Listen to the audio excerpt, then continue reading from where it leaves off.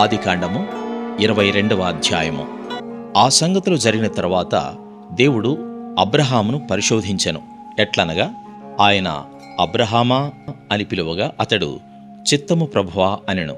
అప్పుడాయన, నీకు ఒక్కడైయున్న నీ కుమారుని అనగా నీవు ప్రేమించు ఇస్సాకును తీసుకొని మోరియా దేశమునకు వెళ్ళి అక్కడ నేను నీతో చెప్పబో పర్వతములలో ఒకదాని మీద దహనబలిగా అతని అర్పించుమని చెప్పెను.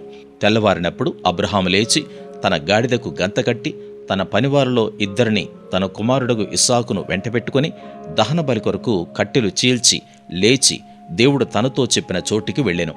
మూడవ నాడు అబ్రాహాము కనులెత్తి దూరము నుండి ఆ చోటు చూచి తన పనివారితో, మీరు గాడిదతో ఇక్కడనే ఉండుడి, నేనును ఈ చిన్నవాడును అక్కడికి వెళ్ళి దేవునికి మ్రొక్కి మరలా మీ యొద్దకు వచ్చేదమని చెప్పి దహనబలికి కట్టెలు తీసుకుని తన కుమారుడగు ఇస్సాకు మీద పెట్టి తన చేతితో నిప్పును కత్తిని పట్టుకుని పోయెను.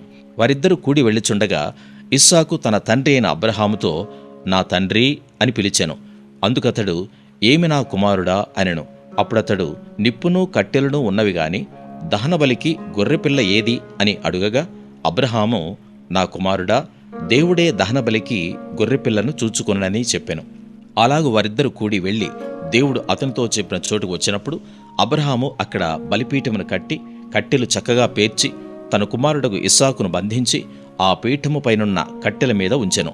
అప్పుడు అబ్రాహాము తన కుమారుని వధించుటకు తన చెయ్యి చాపి కత్తి పట్టుకునగా యెహోవా దూత పరలోకము నుండి, అబ్రాహామా, అబ్రాహామా అని అతని పిలిచెను. అందుకతడు, చిత్తము ప్రభువా అనెను. అప్పుడు ఆయన, ఆ చిన్నవాని మీద చెయ్యి వేయకము, అతనినేమీ చేయకము, నీకు ఒక్కడైయున్న నీ కుమారుని నాకియ్య వెనుతీయలేదు గనుక నీవు దేవునికి భయపడువాడవని ఇందువలన నాకు కనబడుచున్నదనెను. అప్పుడు అబ్రాహాము కనులెత్తి చూడగా పొదలో కొమ్ములు తగులుకొనియున్న ఒక పొట్టేలు వెనక తట్టున కనబడెను. అబ్రాహాము వెళ్ళి ఆ పొట్టేలును పట్టుకుని తన కుమారునికి మారుగా పెట్టి దహనబలిగా అర్పించెను. అబ్రాహాము ఆ చోటికి యెహోవా ఈరే అను పేరు పెట్టెను. అందుచేత యెహోవా పర్వతం మీద చూచుకొనును అని నేటి వరకు చెప్పబడెను. యెహోవా దూత రెండవ మారు పరలోకం నుండి అబ్రాహామును పిలిచి ఇట్లనెను, నీవు నీకు ఒక్కడే అయ్యున్న నీ కుమారుని ఇయ్య వెనుక తీయక ఈ కార్యము చేసినందున నేను నిన్ను ఆశీర్వదించి ఆకాశ నక్షత్రముల వలెను సముద్ర తీరమందలి ఇసుక వలెను నీ సంతానమును నిశ్చయముగా విస్తరింపచేసేదను. నీ సంతతి వారు తమ శత్రువుల గవిని స్వాధీనపరుచుకుందరు.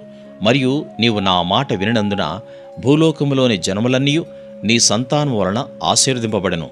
నా తోడని ప్రమాణం చేసియున్నానని యెహోవా సెలవిచ్చిననెను.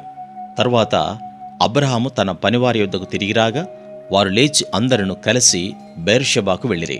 అబ్రాహాము బెయేర్షెబాలో నివసించెను. ఆ సంగతులు జరిగిన తర్వాత అబ్రాహామునకు తెలుపబడినదేమనగా, మిల్కా అను ఆమెయు నీ సహోదరుడగు నాహోరునకు పిల్లలను కనెను. వారు ఎవరెవరనగా, అతని జ్యేష్ఠ కుమారుడైన ఊజు, ఇతని తమ్ముడైన బూజు, అరాము తండ్రి అయిన కెమూయేలు, కెసెదు, హజో, పిల్దాషు, ఇద్లాపు, బెతుయేలు. బెతుయేలు రిబ్కాను కనెను. ఆ 8 మందిని మిల్కా అబ్రాహాము సహోదరుడగు నాహోరునకు కనెను. మరియు రయూమా అను అతని ఉపపత్నియు తెబహును, గహమును, తహషును, మైకానును కనెను.